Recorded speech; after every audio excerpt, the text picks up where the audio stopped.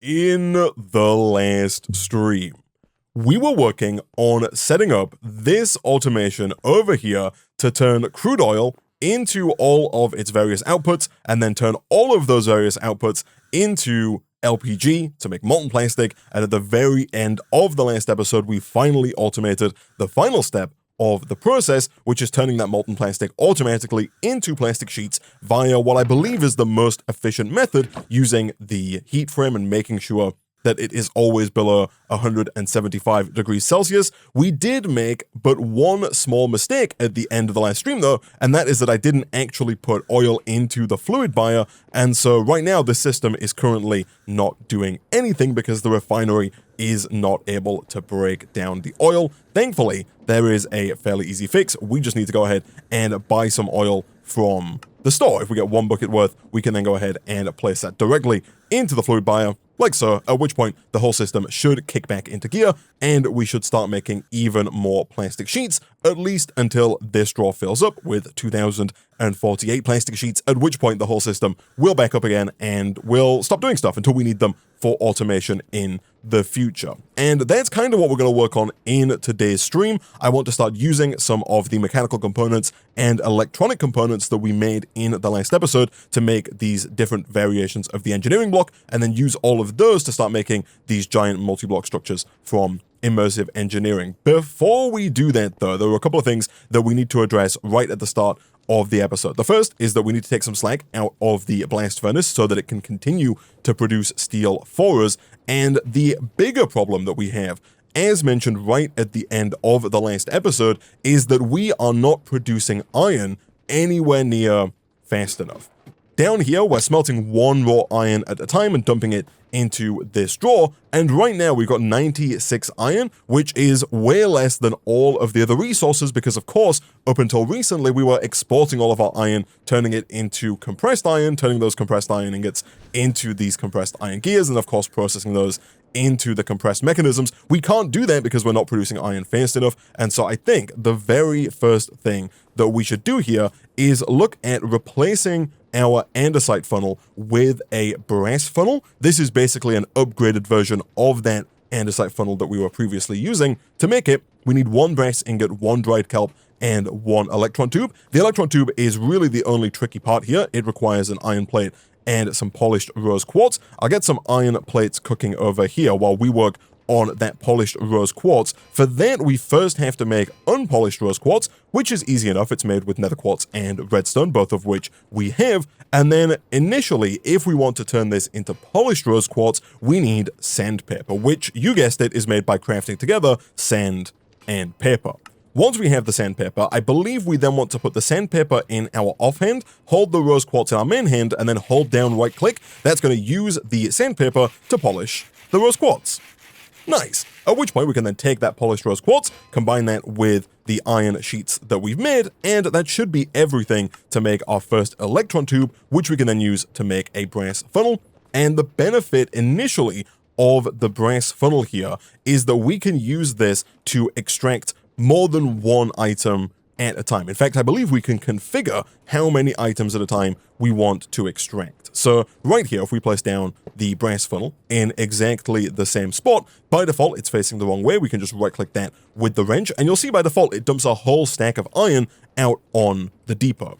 If you want to configure that, you can hold right click right here, and you can specify the exact number that you want it to extract. For now, we're going to set it to any, which is going to do a full stack if it can. Now, this on its own, I think, is going to ever so slightly increase our iron production, but not massively, because the more items you have on the depot, the longer it does take to convert those items. And so whilst we're now doing slightly more at a time, it is probably still not going to be fast enough, or at least we could, if we wanted to, make this a fair bit faster.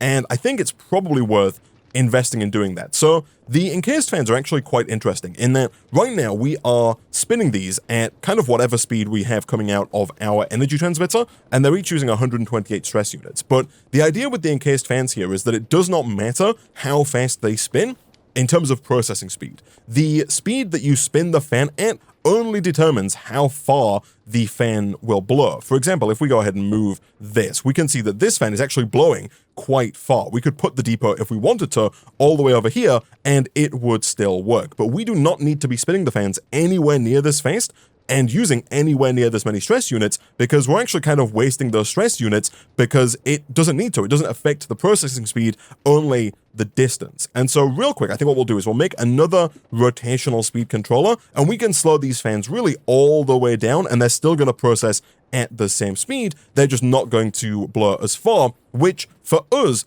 doesn't really matter at all, because you'll see that all of our depots currently are directly in front of the one fan. But that does lead me on to the way that we could actually look at massively increasing the speed at which we produce resources like iron, and that's by putting down multiple depots in front of the same fan. But initially, let me get another rotational speed controller. Thankfully, we did make a bunch of extra precision mechanisms earlier in the playthrough, and so we don't have to worry about making more of those. And down here, all I'm going to do is just place this rotational speed controller between the energy transmitter and all of our encased fans. Alright, so I've thrown down the rotational speed controller here, and we still have our energy transmitter, and right away we should be able to tweak the speed on this by holding right click. And I believe if we lower this all the way down to speed 1, what we should see is that these fans are still blowing far enough to convert items that are on top of depots right here.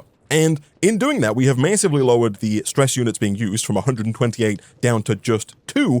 The benefit of what we can do with the longer fans, though, is that if we wanted to, we could look at moving, for example, this drawer and this depot. If we wanted to, whoops, let's not burn everything down. I should have had a block ready to prevent that from happening. And also, we are currently just throwing our iron into the abyss, like we're buying the iron and throwing a stack at a time into the lava. That is not ideal and not good business practice. But if we were to quickly grab some cobblestone here, what I'm going to do is I'm just going to do something like this and like this. What we should be able to do is we should be able to move these depots and actually place them, if we wanted to, 1 block lower down. Essentially, if I put the depot down here, and just to be safe, I'm going to do this and this, so that if we do break the depot, it doesn't fall into the abyss. The idea here is that if we wanted to, we could put down a second depot, or even a third or a fourth or a fifth, depending on how far our fan is blowing, and it will smelt all of the items on all of those depots at the same time, and crucially, at the same speed. And so that's really the only benefit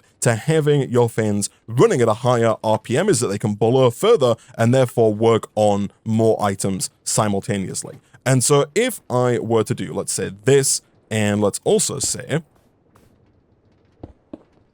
this, we should then be able to put raw iron onto all of these. So for example, if we do this, this, and this, now if we break this, the lava is going to flow out. And so what I will do to be safe here is kind of break this block so that hopefully the lava just falls down. It totally does. And you'll see now this is only blowing here, and that's because we've lowered the speed to 1. But if we go ahead and increase that speed up to, say, 4, that should hopefully blow a little further. It does, not quite far enough to do all 3 though. So if we go even further, let's say up to 16 here, that does blow onto, I think, all 3. I think the particle effects here do mean that this is working, even though it looks like the lava particle effects don't quite make it there. I think that is working. But all 3 of these are now being processed, and so we could have all of those pump directly into this one compacting drawer. It totally works. So obviously the puller upgrade isn't going to work here unless we move this down into the ground, but of course we could use item pipes to move those items into the drawer. I think up until now we've not really used the item pipes from pipes, but thankfully they are super easy to make. It's 2 droppers, 6 iron, and a compressed mechanism, all of which I believe we should have. Are we out of iron? We are not out of iron, but we do need to reconnect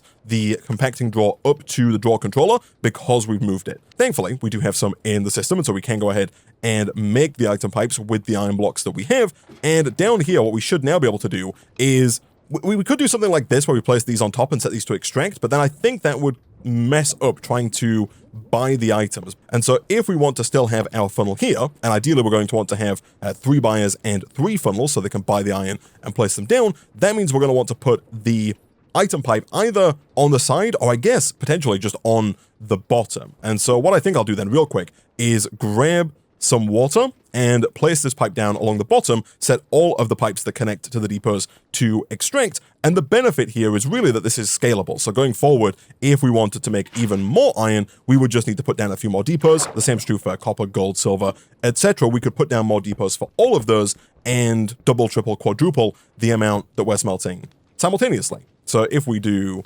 this and this, is that what my drawer is? Yes, that's correct. We can then disconnect this here because we don't want it to connect there. We can then extract, extract, and extract. We could even put upgrades into those if we wanted to in the future. And now all the iron is going to get moved around into the drawer. Perfect. And we can just get 2 more buyers and 2 more brass belt funnels to extract from those buyers onto the depot. The final problem that we're going to run into, and by the way, you don't have to put down a lava source block for the lava to work. It will work with flowing lava, as you can see. I just think it looks a little bit better with the lava source block, and we do have unlimited lava, and I should have really stepped in here much sooner.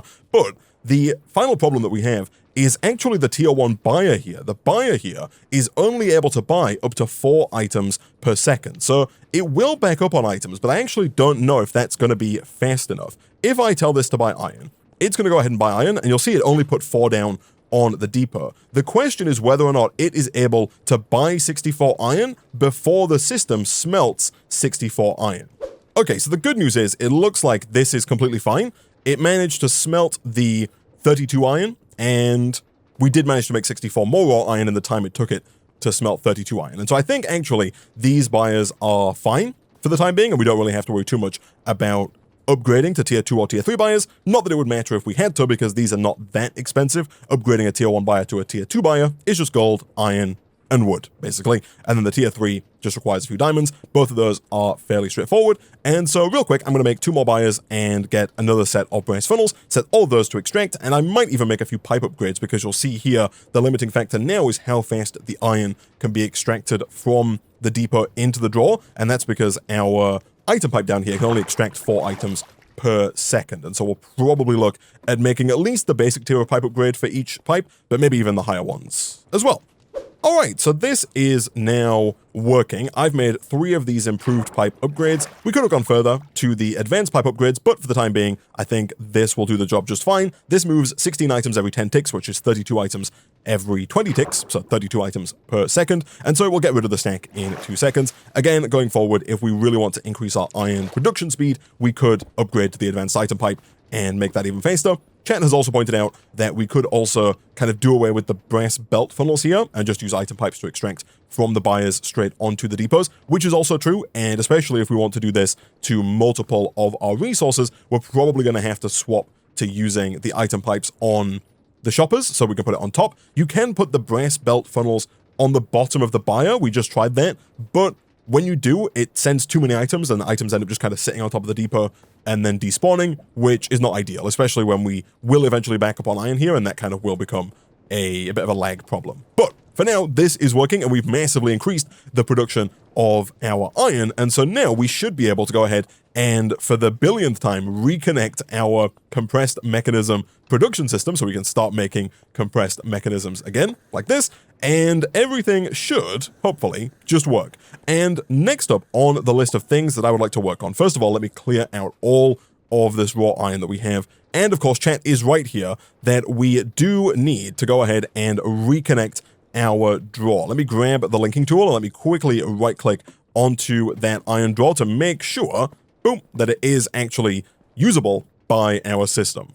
Also, slight tangent, people are saying I can put an iron bar here and that the lava can still kind of flow through that iron bar, which does appear to work. And as we kind of do this for all of our depots, we'll just have like a line of iron bars in front of the lava, and I think that'll look a little bit nicer. We could maybe even put one here as well, because that connect on the side, and I think that would look a little bit nicer than just having the lava kind of flowing through the floor into the abyss. Something like this. Nice. So now that that's taken care of, if we're going to run these machines, we are going to have to get power to them. And they unfortunately don't run on either of the power systems that we currently have, those being the pressure system or the rotational energy system. Thankfully, in this pack, we do have the ability to convert basically any form of power into any other form of power. Right here, you can turn forge energy, also known as RF, into create power. You can also turn forge energy into pneumaticraft. You can turn pneumaticraft into forge energy, pneumaticraft into create into pneumaticraft, and create into forge energy. All of them are doable with different machines from different add-on mods. And so I think initially, given how easy it is for us to upgrade our boiler and produce more stress units, I think it's probably going to be in our best interest to look at getting ourselves the forge energy from create power. That's the alternator right here. The alternator, thankfully, not too difficult to make. It requires 4 iron plates, 1 iron rod, 1 compressed mechanism, and then 3 copper spools. I think really the only thing we're missing here is the copper spools. For these, we need copper wire, along with an empty spool, which is just iron plates and iron nuggets. Those are easy enough. As for the copper wire, we can of course get that by initially crafting some copper sheets. This is going to break our hammer eventually, and so let me quickly just make a fresh one here so that we have it ready to go. And I'll actually make an extra spare one as well, so we can just do this and get a full stack of copper sheets nice and quickly, at which point, of course, we can put that into our rolling mill. That's going to turn those copper sheets directly into copper wire, and that's going to make the copper spool. So something like this, boom, boom, boom, and boom, with the spool in the middle. Boom, gets us some copper spool, and I think that's almost everything. I think we might just be missing an iron rod, and again, we can make this using the rolling mill if we just put in 1 iron ingot. Cool. And so now that should be everything for the alternator. It is, and as I mentioned, if we throw down just the energy transmitter with the alternator, make sure that this is set to our frequency, and tick, this is now producing 90 FE per tick. Now, the faster you spin that, the more power it will generate, and of course, it will also use more stress units as well. For that, we would need another rotational speed controller. Again, thankfully, we still have more brass casing and more precision mechanisms, and so we can go ahead, do something like this, grab another large cogwheel, place that down in front, like so, put down the alternator like that. Right now, that's too much. This is now overstressed. Let me lower that back down. Let's try 128. That might still be too high. This is fine, and this is 180 FE per tick. I believe the maximum is 360 if you double this up to the maximum speed, and so we do have the ability to produce up to 360 redstone flux per tick.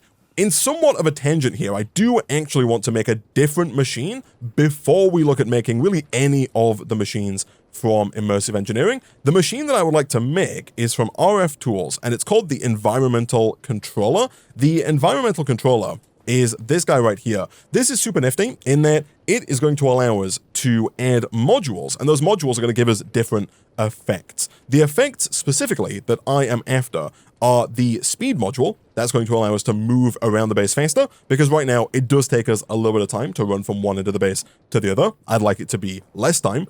And the even more important module is the saturation module. This is going to basically convert energy into keeping us fed, which means we don't have to keep buying bread at $200 a loaf, and we also don't have to keep remembering to eat bread, which is going to save chat from having an aneurysm. Now, the only tricky part about the environmental controller here is that it does require ender pearls. We need 4 of them in total. We also need a machine frame. The machine frame, thankfully, is fairly straightforward here. It is just 2 blue dye, 4 iron, and some gold nuggets. All of that seems fine. We can, of course, craft blue dye with lapis. Boom, and boom. Machine frame done.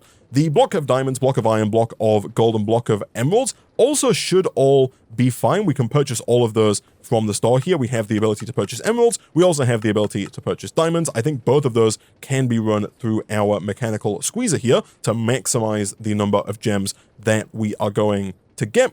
And then after that, that's basically everything to make the environmental controller. We just need to make the saturation module and speed module. Neither of these, I think, are going to be that difficult for us. So really, it's just ender pearls that we're missing. And chat is right that we could potentially just go through to the nether and try and find a warped forest biome that should have a decent number of endermen already inside of it for us to just fight and acquire some ender pearls. So real quick, can I make a block of gold? I can. Can I make a block of emerald? I can. Can I make a block of iron? I can. In fact, we might already have some because we obviously have our drawer connected again now, and we are up at 4,000 iron, which is fantastic. Block of diamond we can also make. Good stuff. And so yeah, it is just the ender pearls now that we're missing. And so real quick, let me process even more diamonds here to get some diamond armor. and a diamond sword, we could potentially even take it a step further and get ourselves some netherite armor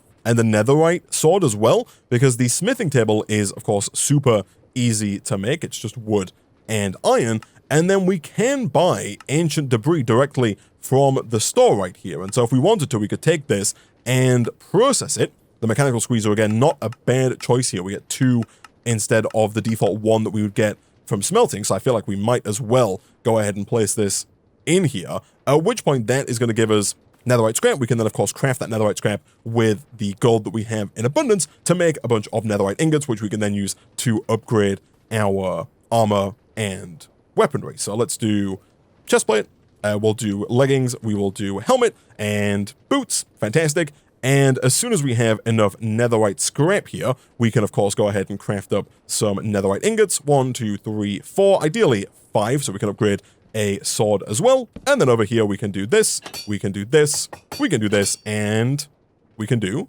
this. Nice. So that is going to give us a decent amount of protection. We can also put our goggles on in the head bobble slot here, which is going to allow us to wear both a netherite helmet and the engineer's goggles. And then the last thing is just making sure we have enough diamonds for the diamond sword. I do realize that we do need that diamond block for the environment controller, but what we'll do is we'll go ahead and just buy another maybe stack of diamonds. That is $51,000, but I think that's fine. Boom, boom, and boom. Cool. So I'm going to head through to the nether. I'm going to see if we can't find a couple of endermen. I will take some blocks with me as well, so we can cower underneath them to prevent the endermen from attacking us. And as soon as we have 4 ender pearls, we can come back and try and make the environment controller. Real quick, chat is right here that we can make the nature's compass. This is a regular Minecraft compass upgraded. The benefit to upgrading this here, it does require 4 saplings as well as 4 logs. It looks like we have everything, but again, we're running into a slight issue there with items not being placeable in the system. That's fine. This should be doable. Let me make sure we can do that with any old sapling. We can. Okay, not quite sure why that didn't want to shift click in, but now what we should be able to do here is type in warped forest, click select, and start search. And that should show us our nearest warped forest. Of course, right now we're not in the nether, so it's going to say not found in the top left there, but if we do the same search over in the nether, it should show us our nearest biome. So our nearest biome is 543 blocks in this direction, which is quite far, and kind of leads me to another quality of life upgrade that we definitely should look at making. That is the jetpack. I believe there's a quest for it in the quest book that we've potentially overlooked. There is. It's right here. And this quest has a bunch of stuff we can make. We don't quite have what it takes to make the angel rings just yet because it requires nether stars, which we don't have. However, we can make some of the jetpacks from the create mod, specifically the regular jetpack, which you can then upgrade to a netherite jetpack with 1 netherite ingot. And then from there, you can upgrade to the netherite jetpack from the iron jetpacks mod. This is just a bunch of netherite, really. And the leather strap here requires that you first make the netherite jetpack from the create jetpack mod. So you kind of go through from the first one to the second to the third. We're not going to make this today simply due to the fact that this uses 880 redstone flux per tick. So it chugs through power at an alarming rate. It is very fast and is very good, but we just don't have the power infrastructure yet to use this kind of jetpack. On the other hand, though, I think we definitely can make a good use of the netherite jetpack. To do that, we have to first make the regular jetpack, which is made using these mechanical crafters from Create. On top of that, somewhat tangentially related, we do need to make these crushing wheels as well. These also require the mechanical crafters from Create. I bring these up now because I think we're going to go ahead and make 21 of these mechanical crafters, which is more than the 15 we need for the jetpack, but that's just because I do want to make these crushing wheels sooner rather than later. That's because before the end of today's episode, I would like to automate the production of cobblestone, gravel, sand, and glass.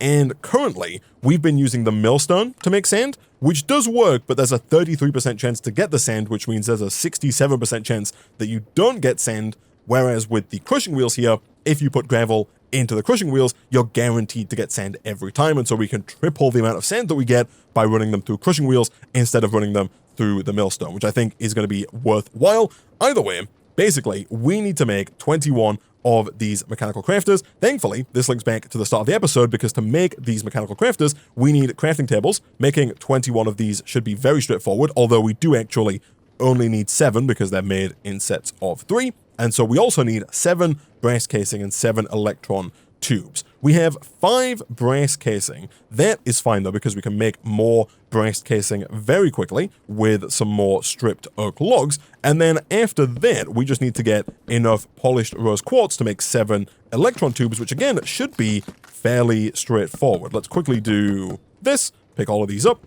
And then do we have enough quartz? We do not. We are at 6, and so real quick, let's see if we can get to 7. I do think we're going to need an extra sandpaper here because this does have a fairly low durability. Look at that, we did need 1 last usage. Boom, that gets us 7 rose quartz, and that should be everything that we need for 7 electron tubes. It is, and from there, that should be everything, ideally, for 21 mechanical crafters.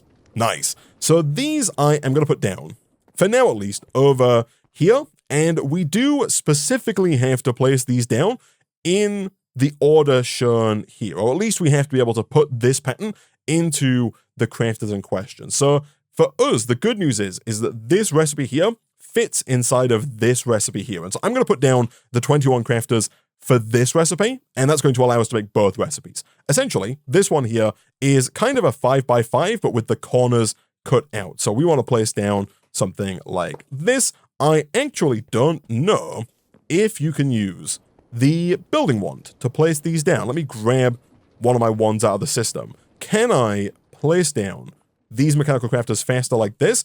I totally can. Nice. And so we want to do 1 more row like this, and then the last 3 like this. Cool.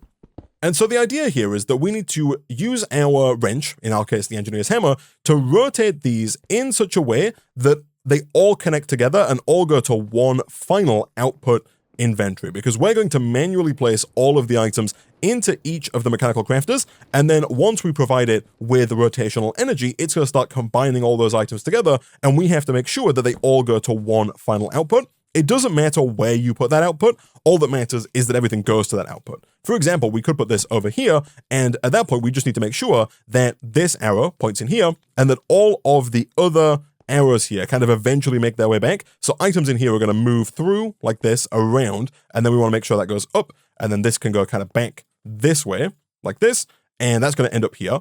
This at the top, we want to make sure they all kind of face this way as well, like that, so they end up there. These are all going to move down, that's fine, and get pushed along like this. These are going to go around and up. This one here needs to face this way, and these would need to face up. We've kind of made this more difficult than we needed to by putting it on this side. By default, they'll kind of face across and down, but just to prove a point, this should work, and all the items do now flow towards the barrel. And so in terms of making the jetpack here, we need some brass sheets, which should be very straightforward. We just had brass in our inventory, and so we should still have a fair bit of brass in the system here. We do indeed. Let me drop those onto our depot, get those crushing. While we wait on those, we need some shaft, which we have, 2 precision mechanisms, which we do have. I'll take 2 of those. Shaft we also should have. I'll take that as well. And then on top of that, we also need 4 chutes. These are super easy, and thankfully are made in sets of 4, as well as 1 copper back tank. This also super easy, just copper, andesite alloy, and shaft. And then finally, the last thing that we need is a collapsible glider, which is 3 tough fabric, 3 aluminum rods, and a leather tunic. So leather, as we saw before, we can make with tough fabric. The tough fabric we can craft from our industrial hemp. And so real quick, I guess, let me do a little bit of her-assisted industrial hemp farming to get enough tough fabric to make a leather tunic, at which point I think we should be good to go. All right, and once we have at least 11 tough fabric, we can put 8 in here. We can give that a quick tap with our time in a bottle, which is now up at 3.5 hours, so that's going to be nice and fast inside of the furnace, and I think that's basically everything that we need at that point. So let me grab all of you. Let's make the tunic, drop that in the system, craft up the glider. Oh, of course, we need the aluminum rods. I'm assuming, much like the iron rods, that we can make those by just placing aluminum directly into the mill. Again, we can make that a little bit faster, and that is indeed correct. I'll leave that going. We've got a ton of aluminum, and we might need these rods in the future. Boom. And we want to make sure we keep that on us, because now we need to actually start putting these items into the wall over here. So we have to put them down in the specific order shown. So for us, that means at the bottom here, we need our 4 chutes, 1, 2, 3, 4, like this.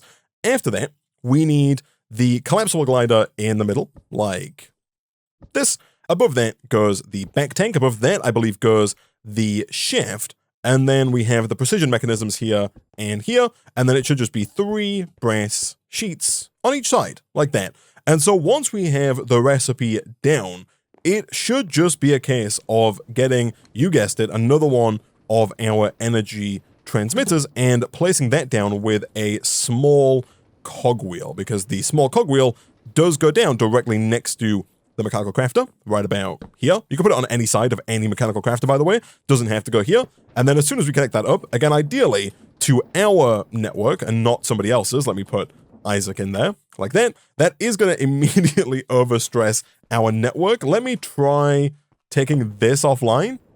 That works. Okay, cool. Now, because we have chosen to use a bigger set of crafters than the recipe requires, we do, I believe, need to apply a redstone signal to this set of crafters to kind of reset it.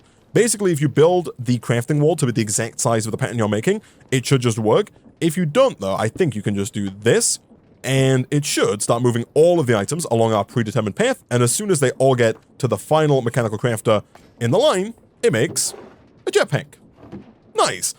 Now, I believe we can charge this up by applying rotational energy to it, although I'm being told that we have to apply rotational energy to the top of this guy. And so real quick, in a very temporary fashion, let me do something like this, and I guess also like this and like this. It's a little bit awkward, but that should put stress to the top there. That does immediately, again, overstress our system, which is not ideal. And so what we'll do is we'll pick that back up, and we will go ahead and upgrade this to netherite first, because that's going to make the most sense. Let's also disconnect this for now, just to kind of relieve some of that stress. Back over here, we'll replace this down, and of course, reconnect that up to the Isaac network. And I'm hopeful that if we do something like this, we can then charge it up down here. So netherite-wise, I don't think have any, but we do have the scrap required to make another netherite ingot. Thankfully, it's a very easy upgrade from the standard jetpack to the netherite jetpack. Boom, boom, and boom. This can hold more pressure, I believe, and also should be able to go a little bit faster. So this is charging up. I don't know if there's like an easy way to tell when it's fully charged, other than kind of picking it up and looking. Right now, we are at 0.5 bar of pressure, and I actually don't know if we can wear this with our netherite chestplate. I don't think we can. I don't believe that this can go into any of the slots on the left here, so I think we have to take off the chestplate to wear this. That's fine, though, because it does give us the ability to fly. And you'll see in the top left there that by default, both active and hover are enabled. And on the keyboard here, you can turn off hover if you want to not hover, and you can also turn off the active as well if you want the jetpack to be off. By default, options, controls, keybinds, type in jetpack, click category. The defaults are H for hover and G for jetpack engine. And you can change these if you want to have them on different keybinds, but for us for now, that's fine. And so we should be able to kind of fully charge this up, head back over into the nether, and that should make it a fair bit easier for us to fly around and try and find our nearest warped forest for those ender pearls. Already, here and there, being able to fly up like this makes our life so much easier, and I am a little concerned about how much energy the jetpack uses, I guess. That's kind of my first concern here. It looks like it goes down fairly slowly. We started 3 bar, and it looks like that is going to last a fair amount of time. So I'm hopeful that we should have kind of more than enough. Yeah, we're still at 2.9 bar. This should be fine and should easily get us the 500 blocks towards the warped forest. And here we go. We have arrived at the warped forest. We are now inside. I do see Enderman over here. This guy's real small. But what we should be able to do as well is utilize a gold sword here, which has looting 2. So the chat has recommended that potentially, if we attack the Enderman with the netherite sword, we should be able to deal the final blow, ideally, with the gold sword, which is going to increase our chances massively of getting an ender pearl, which is good. I can kind of swap out back to the netherite chestplate now that we've got here. We don't necessarily need to have it on at all times. And especially with these guys being so fast, that is going to make it a fair bit easier for us to stay alive long enough to ideally get them with the gold sword. Never mind, the netherite jetpack, as it turns out, is just as good as a netherite chestplate in terms of armor, so there's no reason to take it off. Alright, and exactly 4 endermen later, we have 4 ender pearls. I was not expecting to get quite so many from so few, but the gold sword really does help in terms of getting those ender pearls. And so now, back over here, we should have enough diamonds to remake that block that we used up earlier, which should, in turn, give us everything we need for the environmental controller. Nice. Now, this guy wants to go down in kind of the center of our platform, because the way this works is based on radius. Basically, I'm going to put it down, for now, let's say right about, I'm going to say here, and I think we'll use an energy exporter to export energy to that. We probably still will use the alternator to actually give us energy, but much like we've done with energy up till now with the setup downstairs, we can actually just use integrated dynamics to move power like we did for this guy, for the crafter. So what we should now be able to do is place modules into that environmental controller. And if we head back down again real quick, I can show you the interface for this controller here. Essentially, it has a radius and then a height at the top. And the way this works is the power usage for these modules is determined by the number of cubic blocks that the module covers. You'll see it says uses 0.01 RF per tick per cubic module.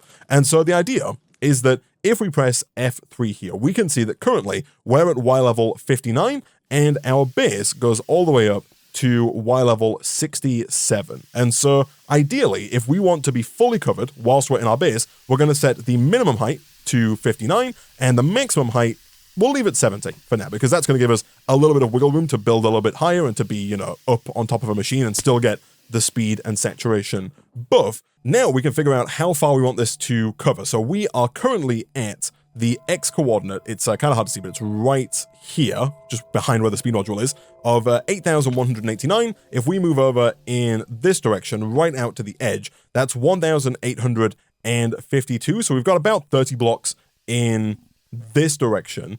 And if we want to go 30 blocks in the other direction as well, that would take us out around here. We could maybe go a bit further, but the further we go, the more power it's going to use. If we set the radius here to 30, that's going to do 30 blocks in each direction. So 30 blocks to the north, south, east, and west, right?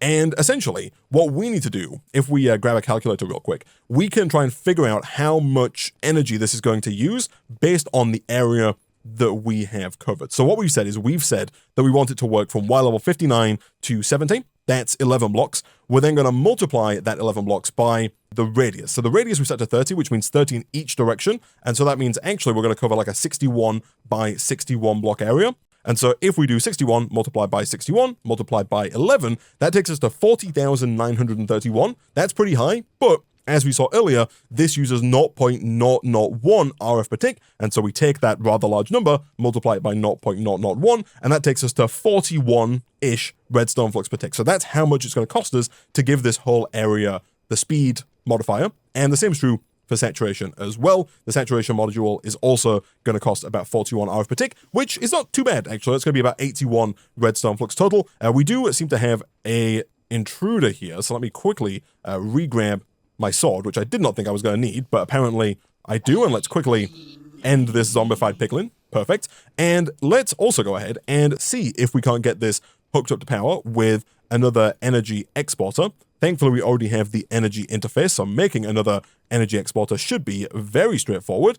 And just like before, for now, should just be as simple as placing the energy exporter onto the side, like this, and then placing a variable card into export energy.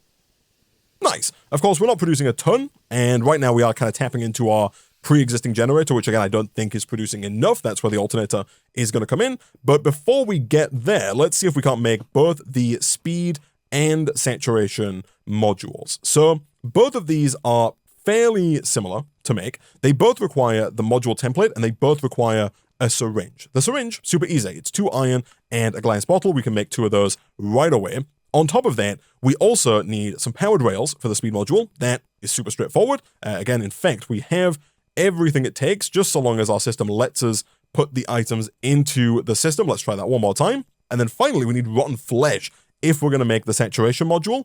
And if we're going to make the module templates, we need iron, we need dimensional shards, and infused diamonds, which is more dimensional shards. So we need 12 dimensional shards per module, and we need 2. So we need 24 of these dimensional shards. They're not impossible, but they are a little expensive. So to make 24 dimensional shards, we're going to need 24 diamonds, 24 emeralds, 24 gold, iron, redstone, glowstone, nether quartz, prismarine shards, and glass. Surprisingly, glass is the only thing I think that we actually don't have 24 of, nor do we have 24 sand to make 24 glass, so we are going to have to work through some more of our gravel here to get more sand to make more glass. As for everything else, redstone, we have glowstone, we have diamonds, we have emeralds we can purchase. Again, I'll just buy a stack here because we have a fair amount of money. Throw that in there. Prismarine we can get by bulk haunting lapis. So if we take 32 lapis here, we should be able to throw that down on this depot, and that should just convert the lapis into prismarine. I think there's a chance you get prismarine as well as prismarine crystals, so you're not guaranteed to get the shards, so I might actually need to put a few more lapis on here because we're not guaranteed to get 27. In fact, we didn't. We only got 20. But getting prismarine there is fairly straightforward, so I'll throw another half stack on here. That should get us approximately another 20 prismarine, and then at that point, it's really just a case of getting the glass, which of course we can do with the millstone.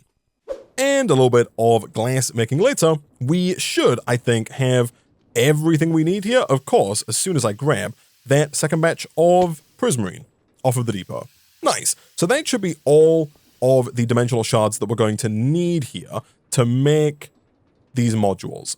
We do then need 2 infused diamonds, which again, fairly straightforward. And from there, we need, unfortunately, I didn't notice this at the time, but we do need to actually capture certain mobs inside of these syringes to make these work. You'll see that we actually can't shift click in these recipes despite having the items, and that's because the syringe for the speed module needs a wolf inside of it, and the syringe for the saturation module needs a zombie inside of it. And so there are a few things we could do here. In terms of making the zombie, that should be easier, because if we want to get a zombie to spawn, it should kind of just be a case of summoning...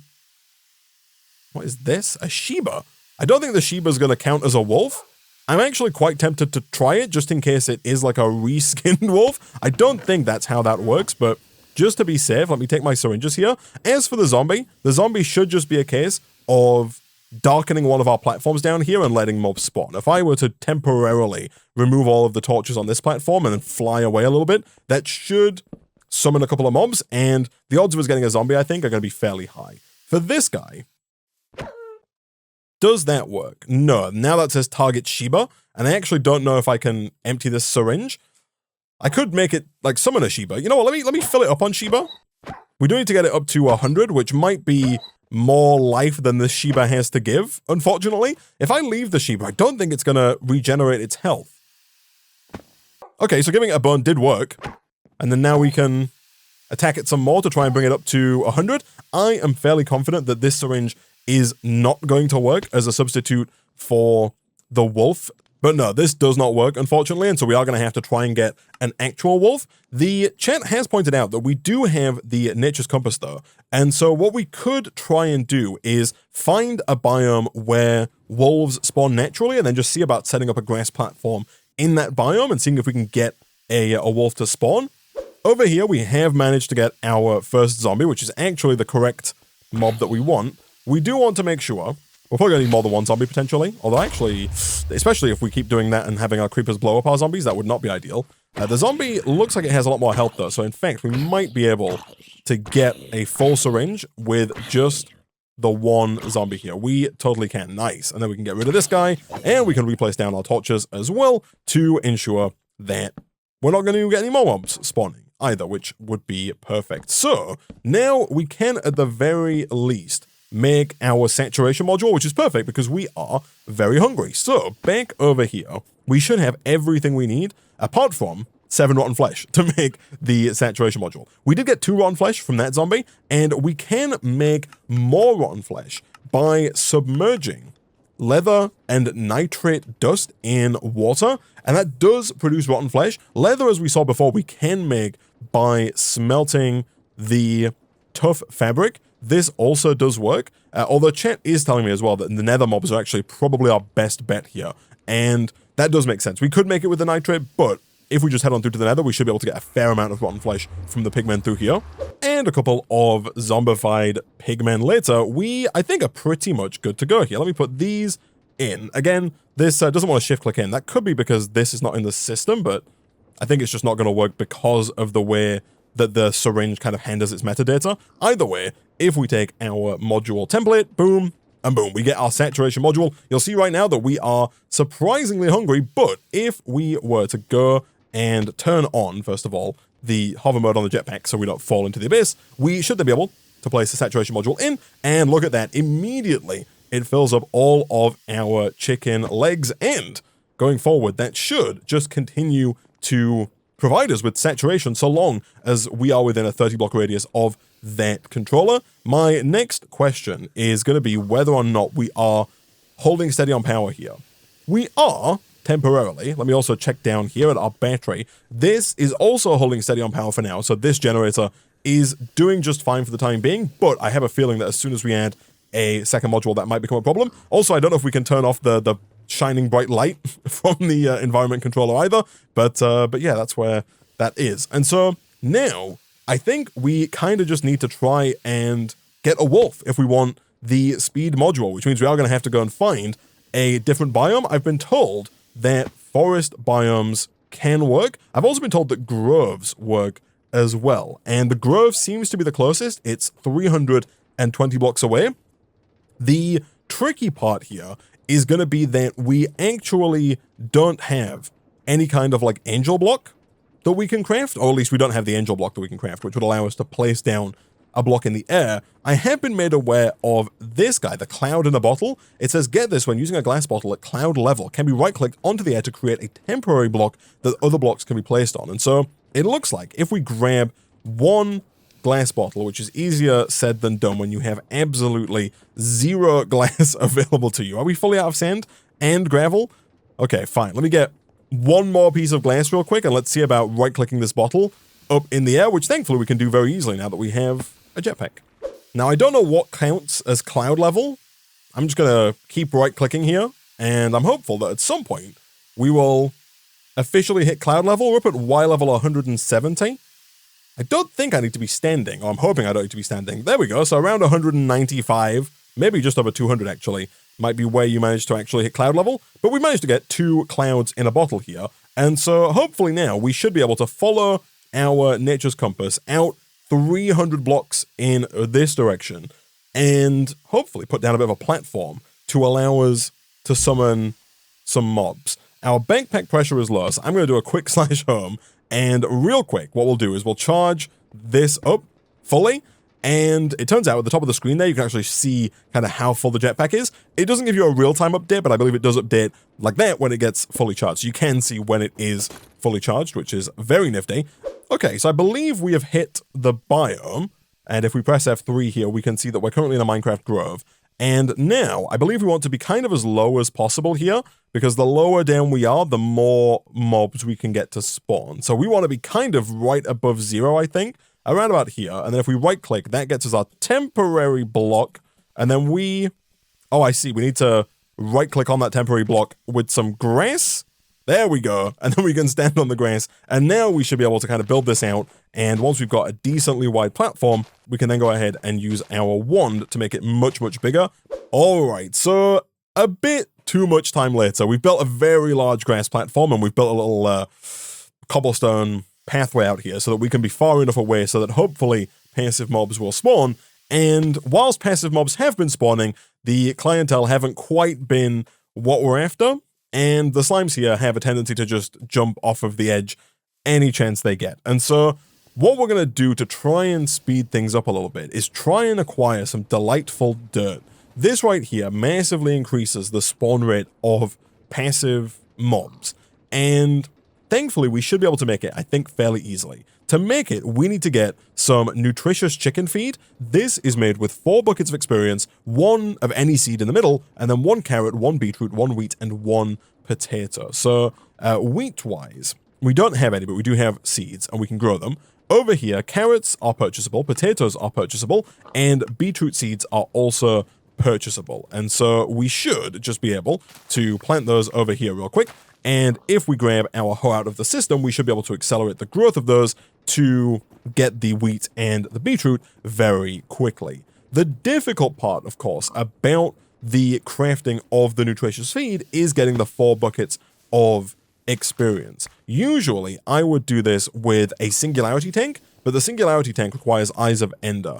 However, the Twitch chat has informed me that we might be able to use a memory card from Pneumaticraft. Sorry, a memory stick from Pneumaticraft. This is fairly easy to make, especially once you have plastic, and I believe the idea here is that we can right-click this to put experience into the memory stick. You'll see it's gaining experience as we right-click. It's taking our levels and putting them into the memory stick. And then from there, I believe we can just right-click the memory stick onto a tank. I've made this one from Mechanism here, like so. That puts memory essence into the tank. And I hope, that if we grab a regular iron bucket, that we can then use memory essence in the crafting of the chicken feed. So if we take 4 buckets here, and I right-click, that does get us a memory essence bucket, which is usable for making the nutritious feed. Nice, and it turns out we actually didn't need that many levels at all. We've got 18,000 more millibuckets of memory essence in there, which is crazy. And so I think that's everything for the nutritious feed. It is.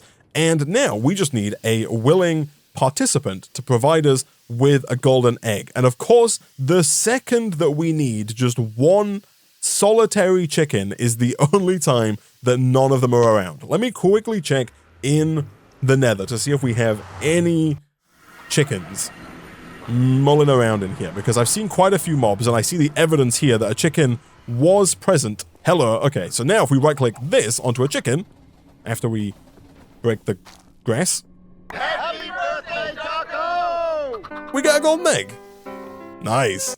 And then now, if we take that golden egg back out to our platform, we should be able to right-click that golden egg onto the grass. In doing so, that should transform a 5x5 area of regular grass into a 5x5 area of delightful dirt, and that delightful dirt should massively increase the spawn rate of passive mobs, and I'm hopeful that one of those passive mobs will be a wolf, and I'm hopeful as well that it won't just be slimes that we get, because it's possible that that might be the case.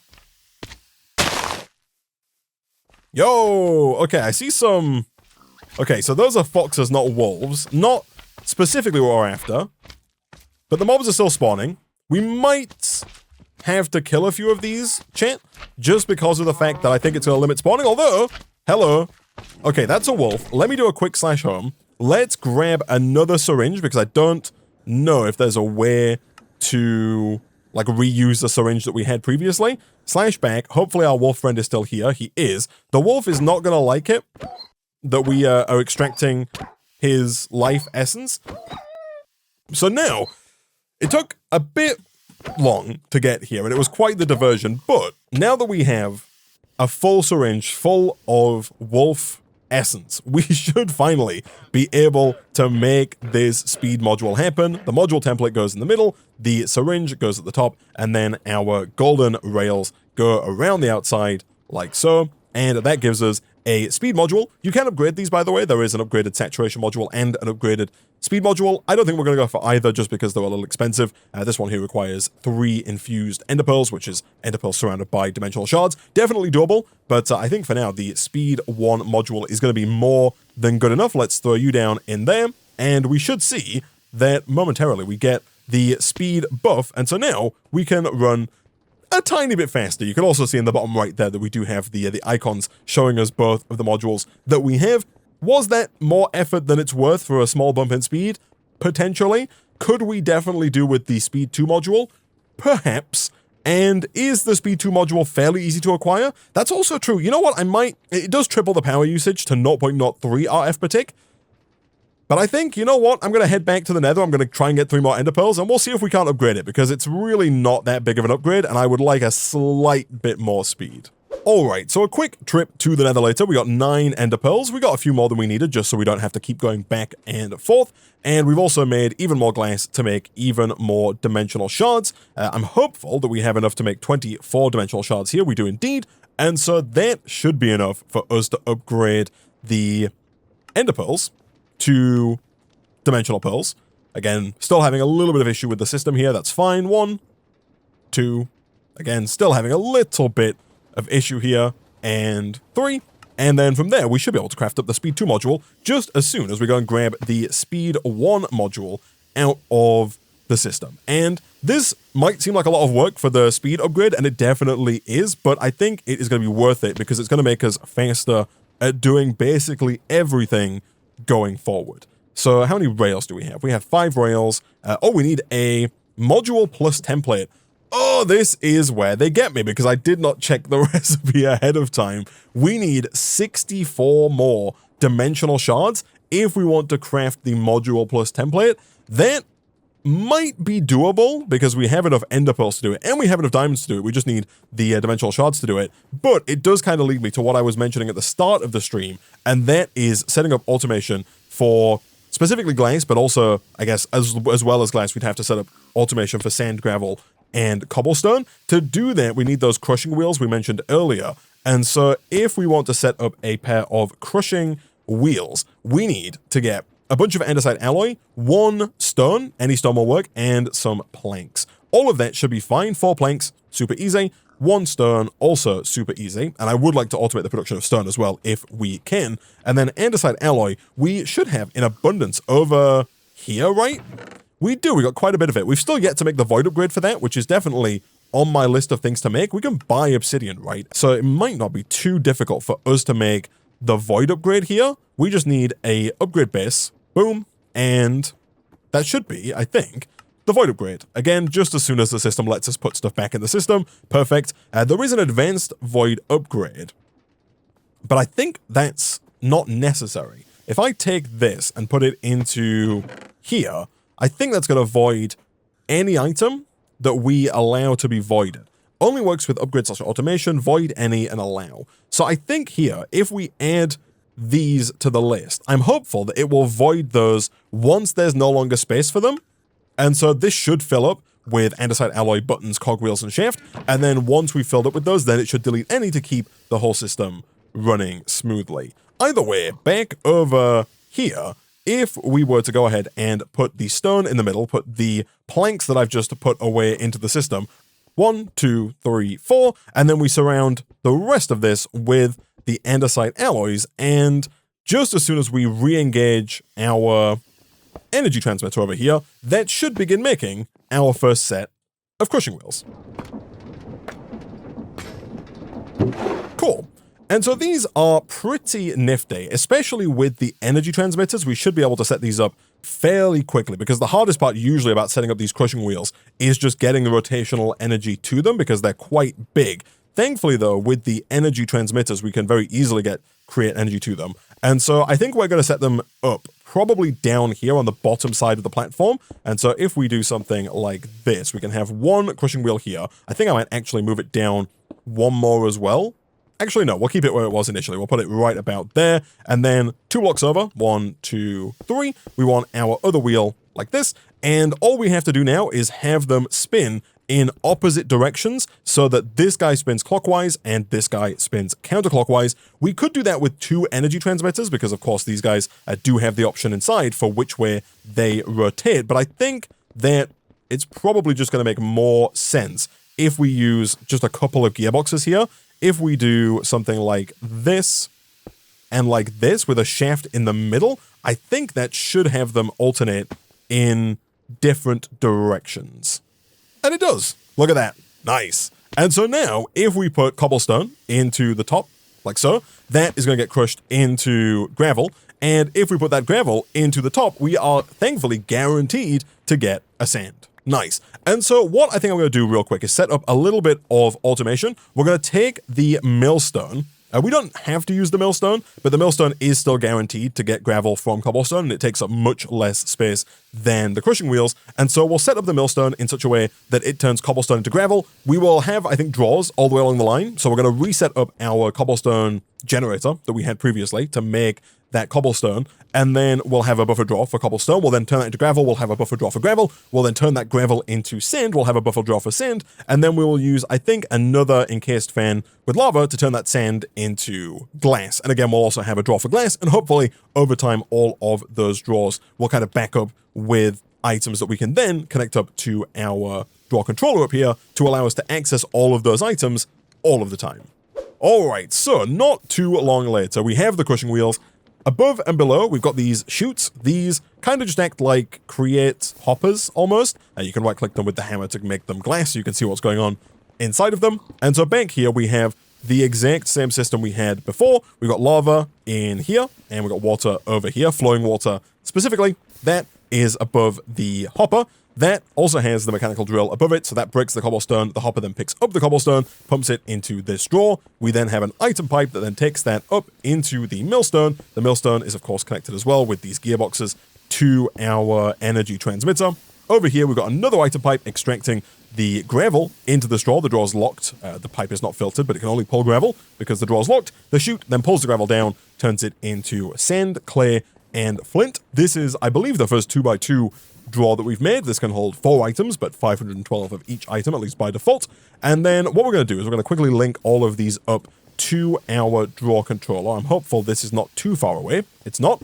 And then over here, we've placed down another encased fan with a chain drive and some lava with a depot and a drawer. And so what we're going to do is we're going to export the sand directly down onto that depot. So in here, we should be able to go item, and we should be able to drag sand from JEI, place that into here under export item. That should pull sand from here because that's connected up there. And of course that has an item interface on it. That is then going to turn that into glass. And then here we have a puller module ready to go. And we should set that to north like that. And that's going to pull sand. Okay, hold on. Let me turn that off temporarily. We need to wait until that has actually turned into glass. Then we need to lock this. We can actually lock this preemptively like so. And then as soon as this turns into glass, we can take the glass, put it in. At that point, it will only accept glass, and then we can put the puller module back inside of there. And at that point, we should finally have glass available to us for us to use permanently going forward. And eventually, once all of this backs up, we should also have gravel and cobblestone and sand, clay, and flint available as well. So here, we're going to do this, and we're going to re-put in that puller module set to north. Nice. So that should just keep working. And because we've linked it all up, we should, actually, we've not linked that up, but we should do. Now we should be able to see that glass in the system, and never again should we have to worry about not having any glass at all, which is good.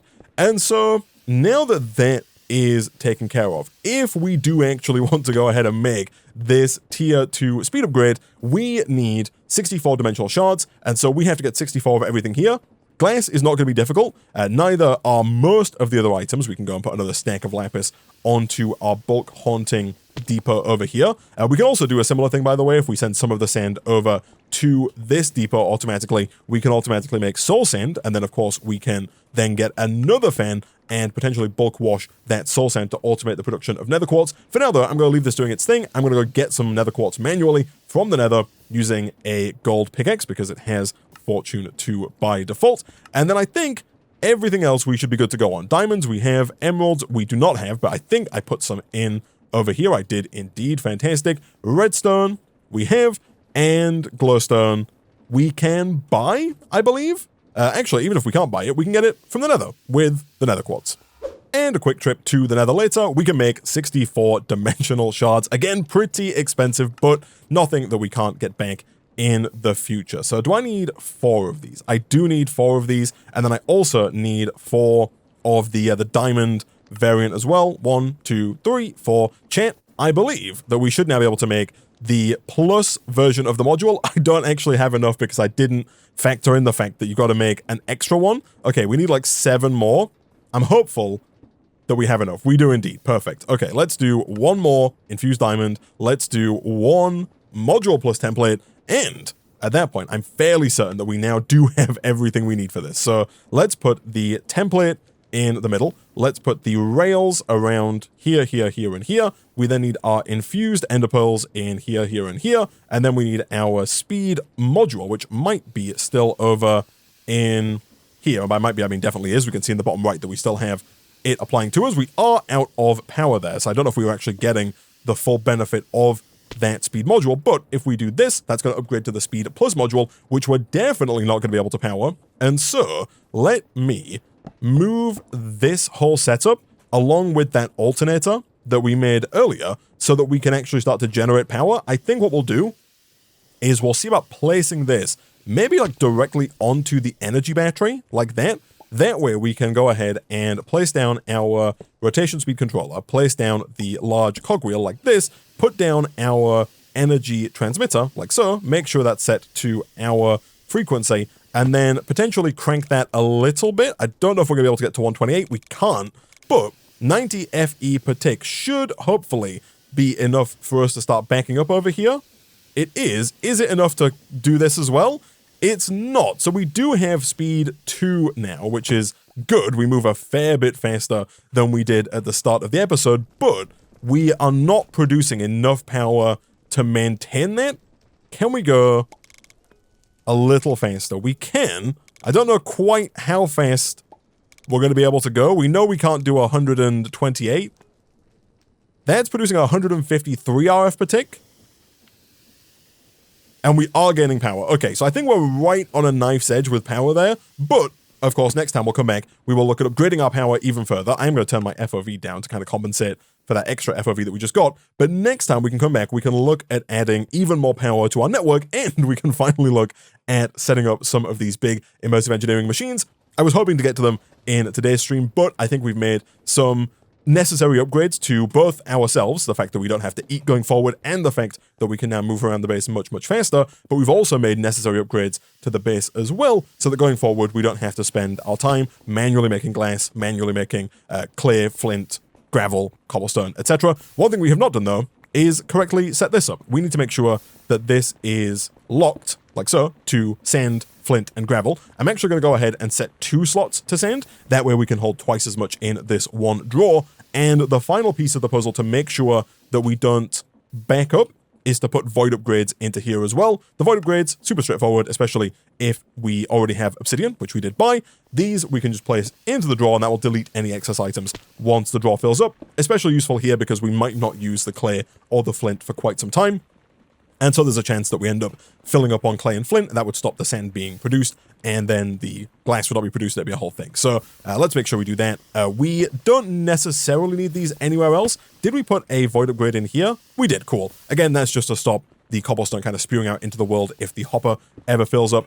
But for everything else, yeah, I think we are pretty much good to go. This does mean we're basically never going to have gravel, because all of our gravel will get turned into sand. And even if we fill up on sand, it's just going to delete any excess sand. So we're not going to back up on gravel with this system. For now, I think that's fine. There are not many recipes that require gravel.